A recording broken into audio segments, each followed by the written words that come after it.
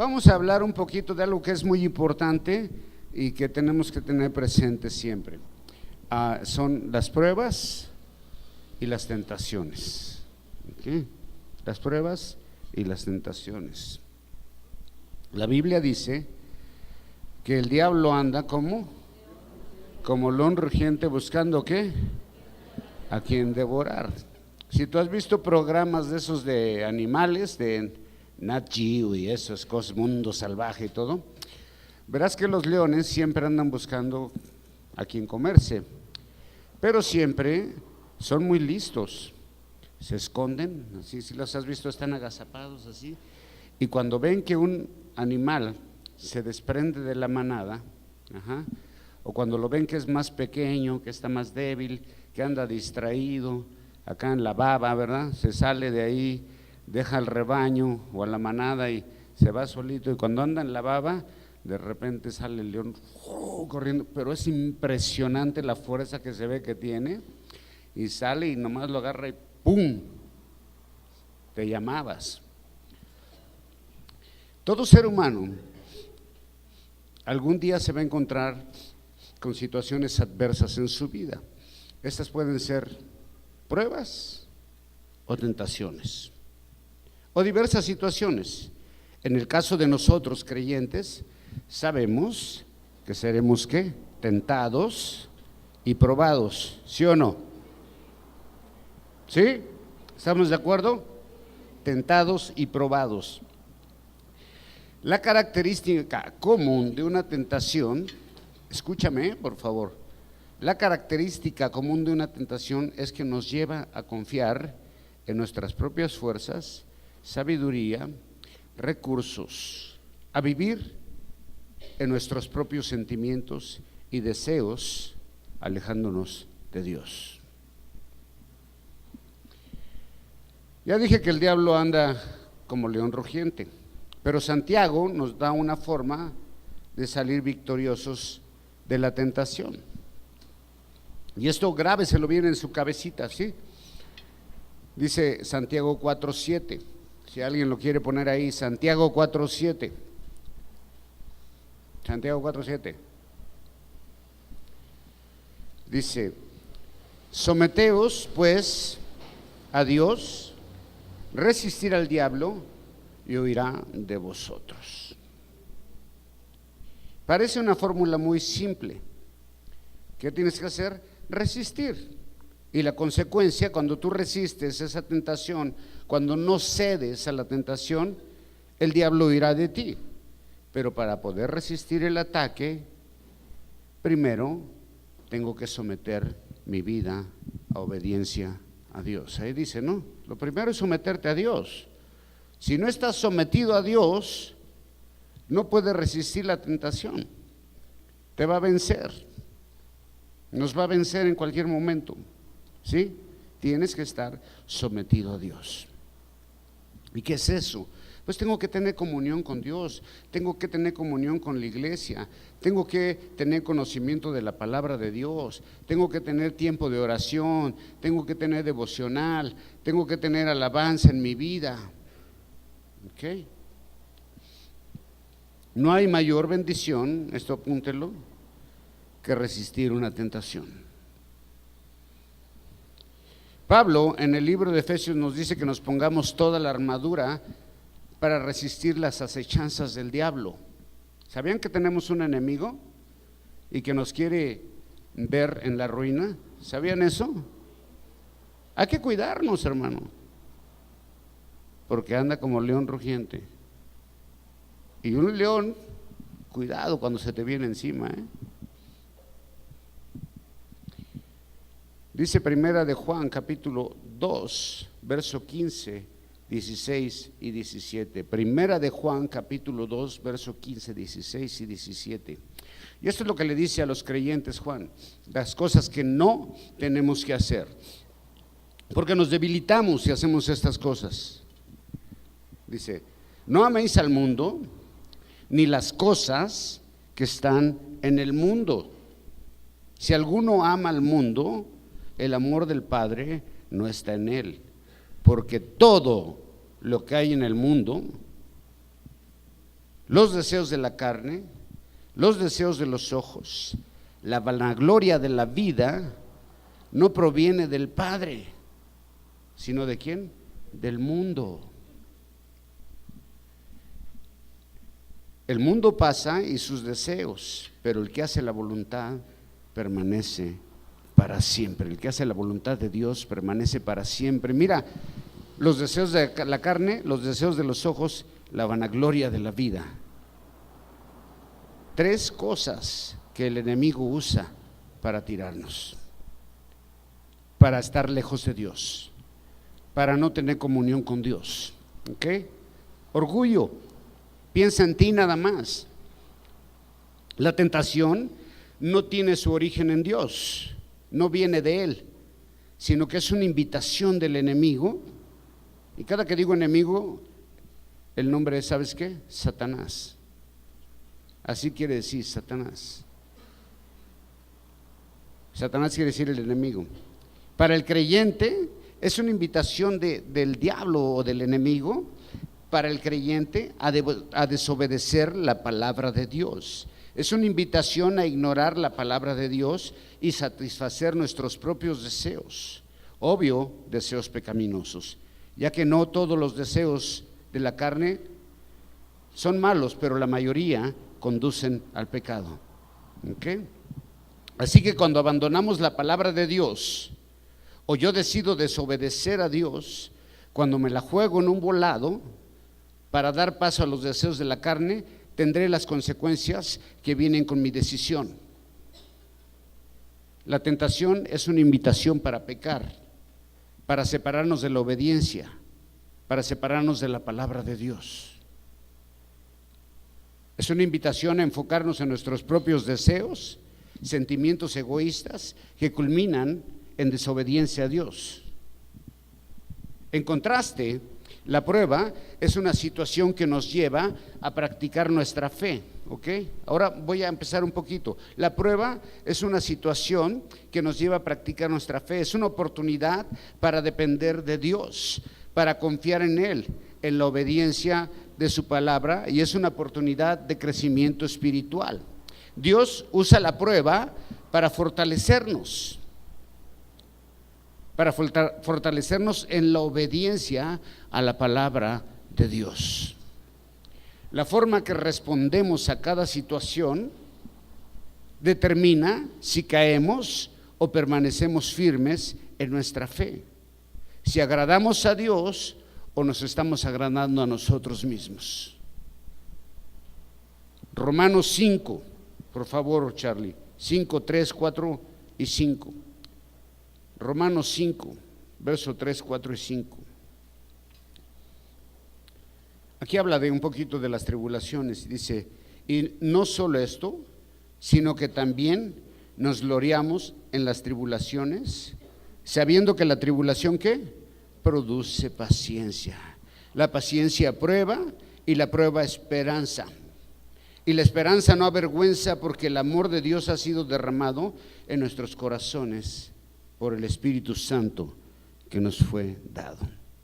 Qué bonito, ¿no? ¿Qué es lo que produce? Paciencia. Así es de que cuando oras tú diciéndole a Dios, Señor, dame paciencia, Dios te va a decir, ahí te va una pruebita para que agarres paciencia. Qué bonito. La Biblia está llena de situaciones en donde Dios probó personas. Todos los personajes bíblicos fueron probados por Dios.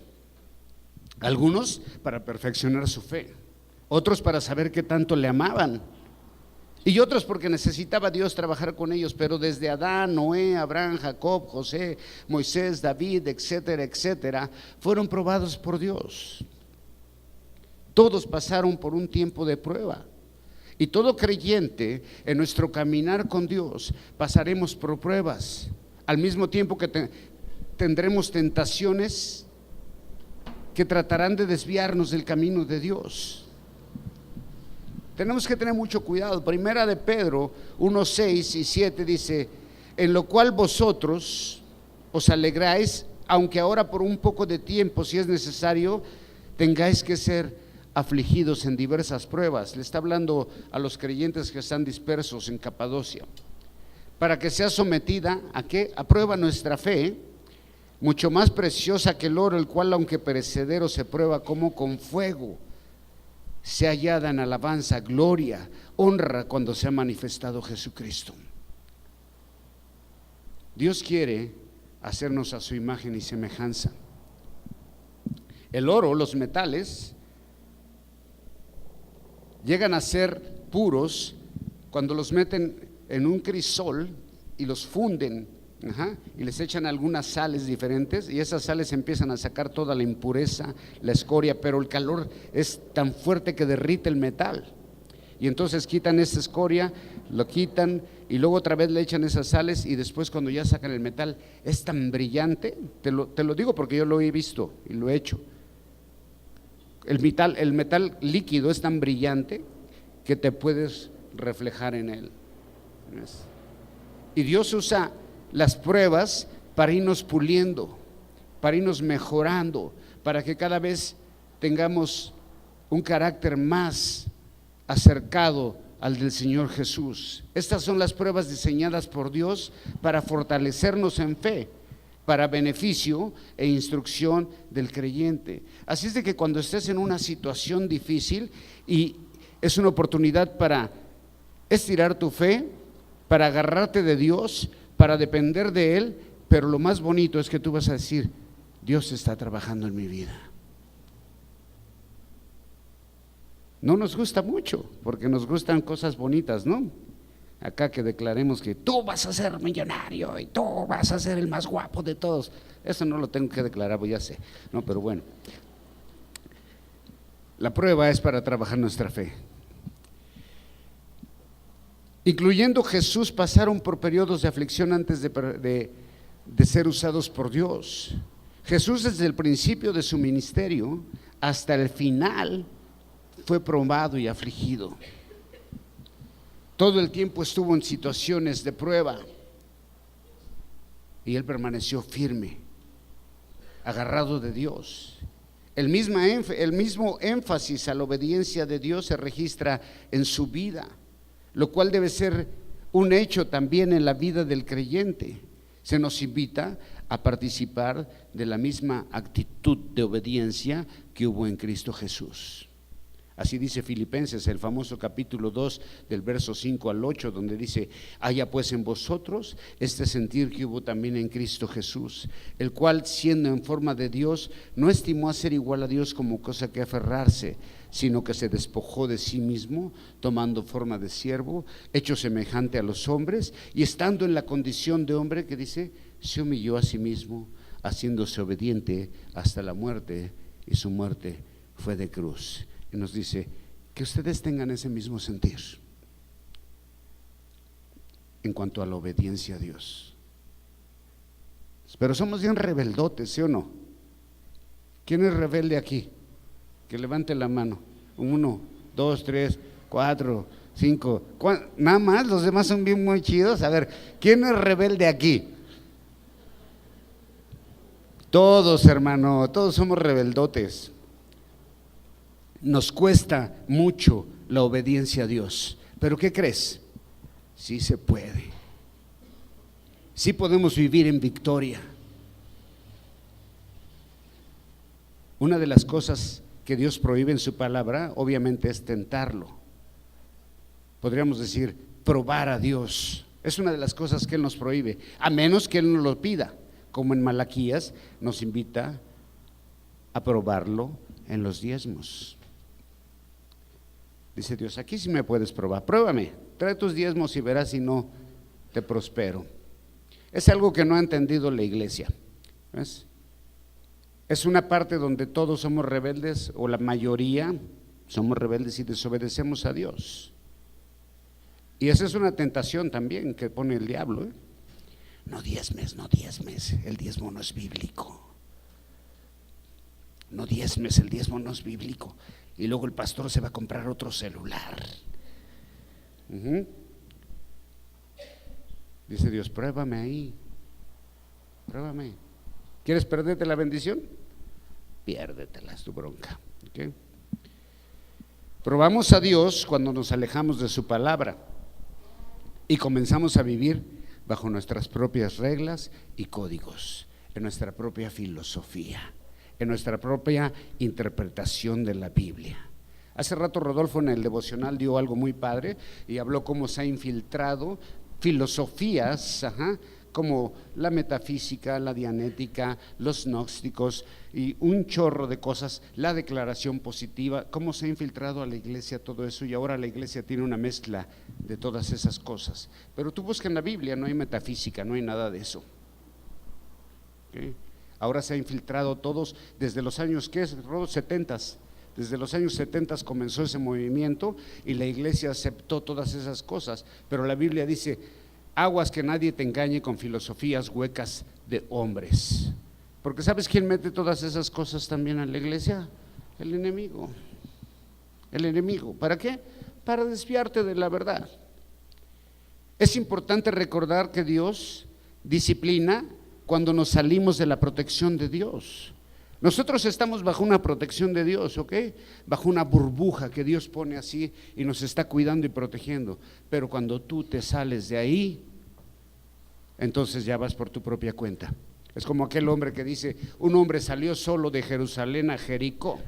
Jerusalén era la ciudad santa, y este hombre decide ir a Jericó, donde era bien famoso y sabido que había asaltantes. Y le fue como en feria, pero se salió de ahí. Y así hacemos nosotros también, nos salimos de la santidad de Dios, de la protección de Dios, y nos metemos en broncas. La historia de Ananías y Zafira, por ejemplo, ¿se acuerdan en el libro de Hechos? Que quisieron mentirle a Dios, al Espíritu Santo, ¿y qué les pasó? Se murieron. Dios está a favor de sus hijos, ¿lo cree o no? Y está listo para ayudarnos en cualquier situación. La Escritura dice que Él nos dará la salida junto con la prueba. También dice que no permitirá que seamos tentados más allá de nuestras fuerzas. Primera de Corintios 10:13. Dios no permitirá que tengas una tentación más fuerte de lo que tú puedes resistir. Así es de que no hay excusa. ¿Ves? No hay excusa. El enemigo del creyente, que es Satanás y todos sus demonios, están trabajando para hacernos caer en sus trampas. Y no ha cambiado su método desde la creación. Sigue trabajando con el mismo método. Él intentó hacer caer a Jesús, aunque no siempre es el diablo. ¿Ves? Porque a veces de todo le echamos la culpa al diablo y está chido, así ya no tienes bronca tú, ¿va? ¿Por qué hiciste eso? No, pues es que el diablo, ¿va? La carne nos lleva al pecado también, los deseos de la carne, de los ojos y la vanagloria de la vida. Romanos 7:17 dice Pablo: de manera que ya no soy yo quien hace aquello, sino el pecado que mora en mí. Y luego dice: y yo sé que en mí, esto es en mi carne, no mora el bien, porque el querer el bien está en mí, pero no hacerlo. Y luego en el versículo 24 dice: miserable de mí, ¿quién me librará de este cuerpo de carne? Mientras estemos en este cuerpo, hermano, en este cuerpito, ¿verdad? Que es el templo de Dios, algunos son catedrales, pero bueno, mientras estemos en este cuerpo, vamos a ser tentados y vamos a tener una lucha con nuestra carne muy fuerte también. El diablo sabe dónde pegarnos. Pablo se da cuenta que tiene una lucha con su propia carne, con sus deseos pecaminosos. El trabajo del diablo, ¿sabes cuál es? Chupar todo lo que se cae al piso.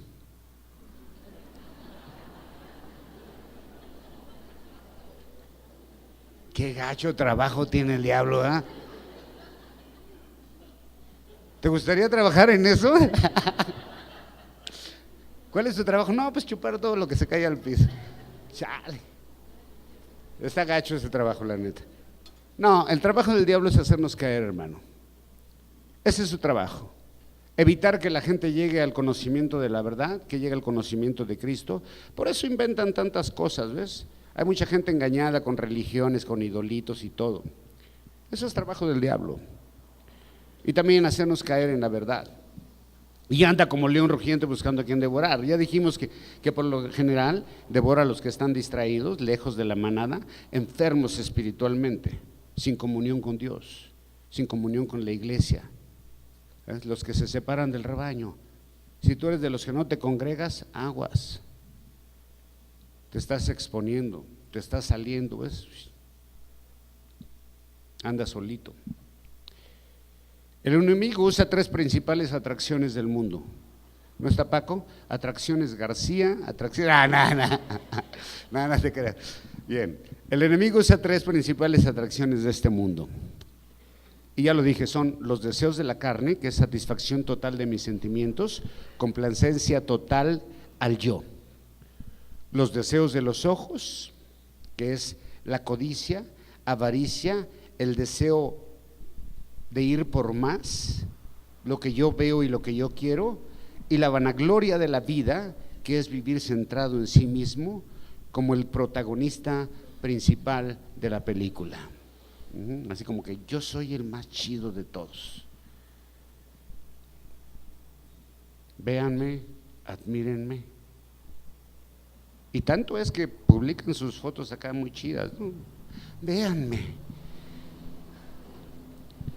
Esas tres atracciones nos llevan a perder el enfoque en Cristo para llenar mi ego, mi complacencia, para amarme a mí y vivir solo para mí.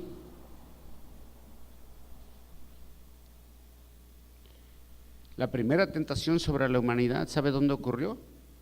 En el paraíso. Y usó esas tres formas. Eva vio un árbol prohibido y notó que era bueno para comer, y esos son deseos de la carne. Agradable a la vista, deseos de los ojos, y codiciable para alcanzar sabiduría, para ser Dios, vanagloria de la vida. Su decisión de desobedecer a Dios la llevó a pagar la consecuencia. Adán hizo lo mismo, cedieron ante sus deseos, ante el engaño del diablo, ¿ves? La tentación a Jesús usó las mismas tres formas, pero la decisión de Jesús fue permanecer firme en obediencia a Dios. ¿Se acuerdan? Dice Mateo 4, 3, 5 y 6, voy a leerlo. Y vino el tentador y le dijo: si eres hijo de Dios, di que estas piedras se conviertan en pan. En lo físico lo está tocando, ¿no? Él respondió y dijo: escrito está, no solo de pan vivirá el hombre, sino de ¿qué? Toda palabra que sale de la boca de Dios. Entonces el diablo lo llevó a la santa ciudad y lo puso sobre el pináculo del templo y le dijo: si eres el Hijo de Dios, échate abajo, porque escrito está, a sus ángeles mandará acerca de ti y en tus manos se sostendrán, para que no tropieces con una piedra. Y entonces Jesús le dijo: escrito está también, no tentarás al Señor tu Dios. Otra vez le llevó el diablo a un monte muy alto y le mostró todos los reinos del mundo y la gloria de ellos, y le dijo: todo esto te daré si postrado me adorares. Entonces Jesús le dijo: ¿y la Cheyenne? No se crean. Jesús le dijo: vete, Satanás, porque escrito está, al Señor tu Dios adorarás, ¿y qué? Y solo a Él le servirás. ¿Y qué hizo el diablo cuando Jesús le dijo eso? Se fue. ¿Y luego qué pasó? Vinieron ángeles a servir a Jesús. ¡Wow! ¿Ve? Pero ¿cómo se libró de eso? Con el conocimiento de la palabra de Dios. Y lo más grueso está que el diablo está citando algunos salmos ahí, ¿eh? O sea que el diablo también se sabe la palabra. Y a veces se la sabe más que 2, 3 de nosotros, yo creo. Wow. Así que hay 3 niveles de tentación que usa el enemigo. Son sentimientos, acciones y pensamiento. Y fallamos cuando sentimos satisfacción de la carne, cuando pensamos que la carne es más importante que obedecer a Dios. ¿Sí? ¿Y qué pasa cuando desobedecemos a Dios? El temor viene a nuestras vidas. Comenzamos a vivir ¿en qué? En temor. En un estado de temor constante. Adán se fue a esconder después de desobedecer a Dios, ¿se acuerdan? Y cuando lo encontró Dios le preguntó y le dijo, ¿por qué te escondes? Y aunque no confesó de todo la verdad, trató de justificarse y dijo, es que me di cuenta que ando desnudo. Siempre había andado desnudo. Y además, ¿quién lo iba a ver? Solo estaban él y Eva. La desobediencia a Dios trae temor a nuestras vidas. Y vamos a tratar de escondernos y de justificarnos. Fallamos en las acciones cuando escuchamos la voz del enemigo en lugar de la de Dios, y entonces culpamos a los demás de nuestras fallas. Justificación. ¿Se acuerdan qué le dijo Dios? ¿Por qué ella fue la mujer que me diste? David también fue tentado en las mismas áreas, ¿se acuerdan? Pero David falló. Fallamos en el corazón cuando queremos agradarnos a nosotros mismos. Dice Gálatas 5:16 y 17. Estoy casi por acabar, muchachos, no se me preocupen, vamos a acabar bien temprano. Digo, pues, andad en el Espíritu y no satisfagáis los deseos de la carne. Dice, porque el deseo de la carne es contra el Espíritu y el Espíritu es contra la carne. Estos se oponen entre sí para que no hagáis lo que quisieres. Hay una lucha con nuestra carne y el enemigo viene a pegarle ahí, ¿ves? A donde sabe que somos débiles. ¿Para qué? Para separarte de Dios, para hacer tu vida difícil, para que te sientas mal. Jesús resistió la tentación y esa es nuestra esperanza, ¿no?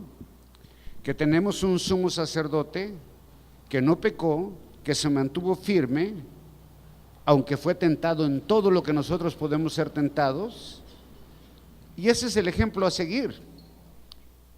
Y ya sé que muchos decimos, pero él era Jesús, él era Dios, pero también era un ser humano, estaba en la carne, ¿ves? Pero su enfoque no estaba en él, su enfoque estaba en el Padre, estaba conectado con Dios todo el tiempo. Y cuando tú estás conectado con Dios todo el tiempo, puedes permanecer firme. Y resistió a cada situación y se defendió con la palabra de Dios, usando la palabra de Dios para su fortaleza, haciendo suyos los versículos, las promesas de la Biblia, porque conocer la Biblia y aplicarlas en nuestra vida es encontrar la victoria sobre cualquier tentación o prueba. Una batalla se pierde o se gana, ¿no? Una batalla, una pelea se pierde o se gana. En este tipo de batallas no hay empate, hijo, O sea que dije, no, pues queda empatado acá. No, o ganas o pierdes. No hay empate, ¿ok? ¿Por qué muchas veces perdemos? ¿Quieres saber por qué? ¿Por qué muchas veces perdemos? Y hacemos lo que no queríamos hacer.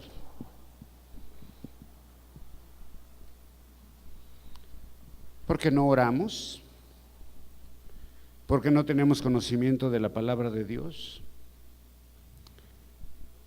porque no tenemos un devocional, porque no nos congregamos, y si nos congregamos, nomás nos congregamos para puro chisme y puro rollo.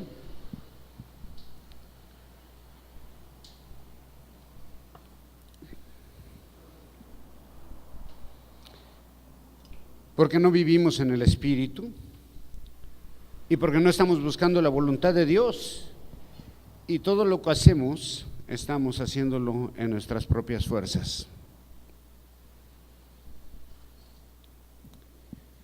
La falta de conocimiento y comunión con Dios nos lleva a la derrota. ¿Bien? Y luego, ¿por qué andamos arrastrando la cobija? ¿Ves? Pues entonces te dicen, ¿estás orando? No. ¿Estás leyendo tu Biblia? No. ¿Te congregas? No. ¿Obedeces a Dios? No. Pues, ¿qué rollo entonces?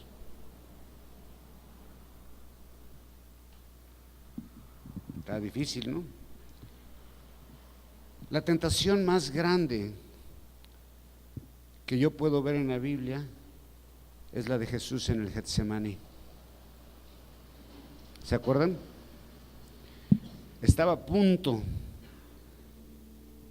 de llegar a la culminación de su obra. Él sabía que esa noche iban a venir por él y sabía cómo le iba a ir.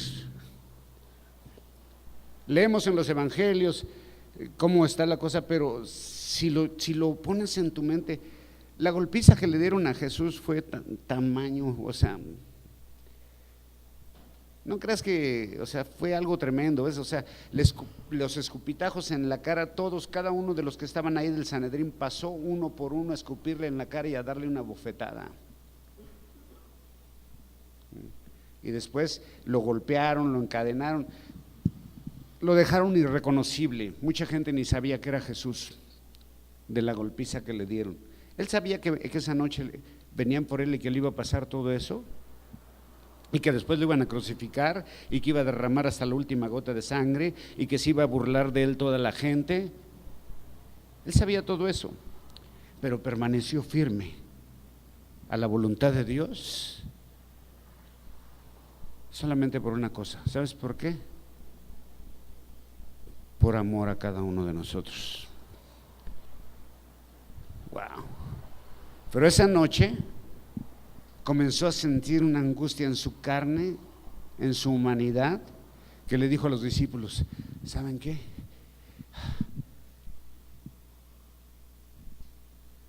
Necesito que oren por mí para que no entre en tentación. Wow. Y ellos dijeron, sí, vamos a orar, y se quedaron dormidos.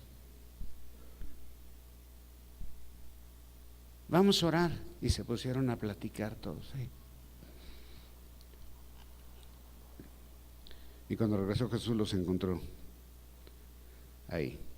La tentación fue tan grande que Jesús mismo dijo, el espíritu está dispuesto, pero la carne es débil. Wow. ¿Ve? ¿Quién dijo eso? Jesús. Jesús tenía una lucha tremenda en ese momento. ¿Te imaginas si tú y yo no la vamos a tener?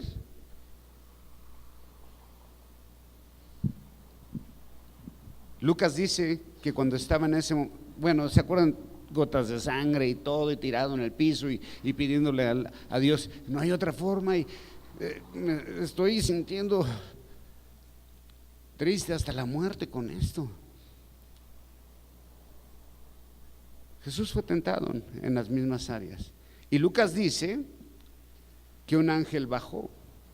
Si tú lees Lucas, dice que en su oración, cuando él estaba en lo más fuerte de todo, sangrando, tirado en el piso, así con una debilidad en la carne, el espíritu estaba dispuesto, pero su carne decía, híjole. Él se pone a orar al Padre, busca al Padre en oración, y el Padre que envía un ángel. Y ese ángel le dice, le da fortaleza. Entonces se levanta de ahí Jesús.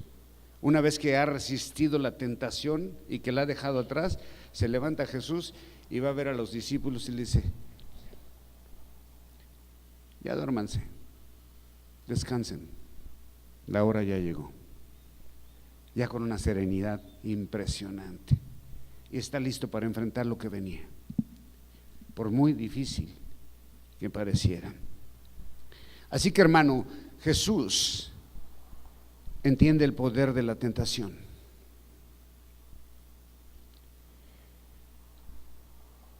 ¿Crees que no lo entiende?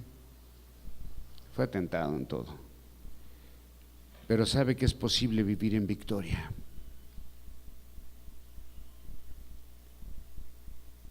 Jesús nos ayuda en nuestra debilidad. Con esto voy a cerrar. Apúntame ahí, Gálatas 2:20. Y muchachos de la alabanza, vengan por favor.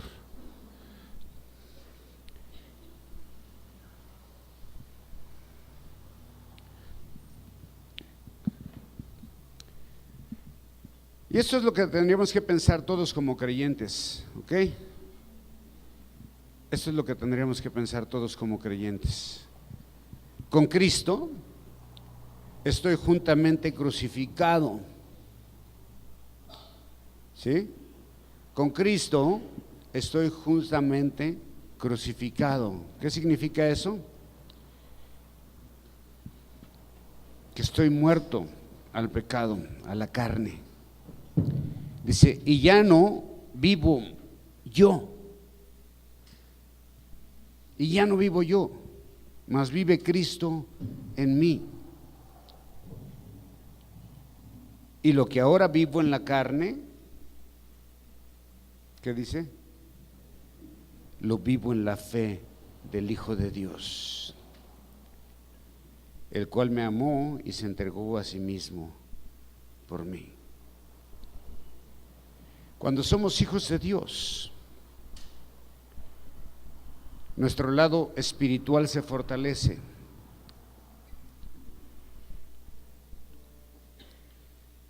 Y nos damos cuenta entonces que hay algo mejor que vivir para la carne. Nos damos cuenta que hay algo mejor que vivir para el egoísmo. Nos damos cuenta que hay algo mejor que vivir para nosotros mismos. Desgraciadamente, hermano, el mundo, la información y el trabajo del enemigo, quien es el príncipe de este mundo, es tan grande que nos tiene a todos embabucados. Y luego, si no te congregas, no lees la Biblia, si no nos congregamos, no leemos, no tenemos un devocional, no tenemos una oración, toda la información que estás recibiendo del mundo, ¿sabes de dónde viene? ¿Sabes de dónde viene? Si dedicáramos el tiempo que usamos o que usas en las redes sociales para orar,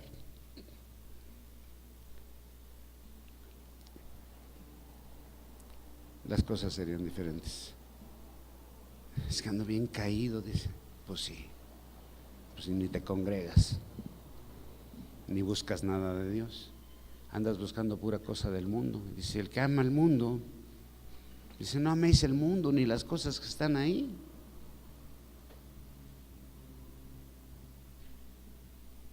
Hay algo mejor que todo eso, hermano. Hay algo mejor que todo eso. ¿Y sabes qué es? Amar a Dios con todo tu corazón. Permanecer en la vid verdadera, ¿no? Dice, el que permanezca en mí. Una comunión profunda con Dios. Y verás que entonces no te vas a fijar en nada de esas cosas y nada te va a molestar, porque tú estás ahí con Dios.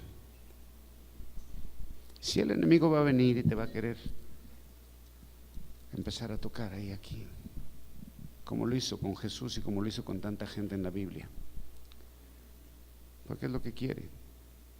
Y si no estamos bien agarrados, bien firmes, entonces vamos y tras esas cosas. Y esas cosas nos van a alejar de Dios y vas a comenzar a vivir en temor. Dios quiere bendecirte grandemente, ¿sí? Ponte de pie, vamos a alabar a Dios.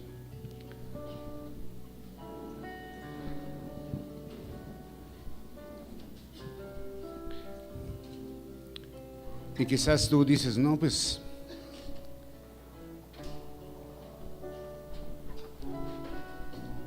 a mí no me va a pasar eso, no estoy pasando por eso, pero yo te aseguro que muchos estamos pasando por eso.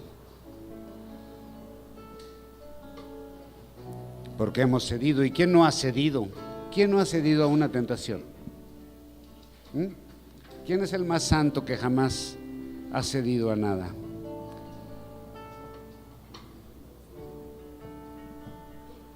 ¿Tú crees que Dios no sabe eso? Dice,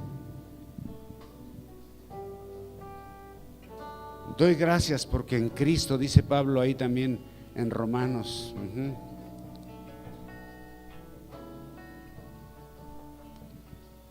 Porque en Cristo me da fortaleza, ¿no? Por la misericordia de Dios. Doy gracias porque vivo en Cristo, en la gracia de Dios, en la misericordia. Y aunque he tenido broncas y quizás he cedido en muchas ocasiones, dice Dios, estás cubierto con mi sangre preciosa. Fortalécete. Toma mi palabra. Llénate del Espíritu. El vivir para Dios, hay muchas luchas y no dejará de haberlas nunca. Pero la Biblia dice que nosotros somos más que vencedores en Cristo Jesús. Dale un aplauso bien fuerte al Señor y vamos a alabarlo, ¿ok?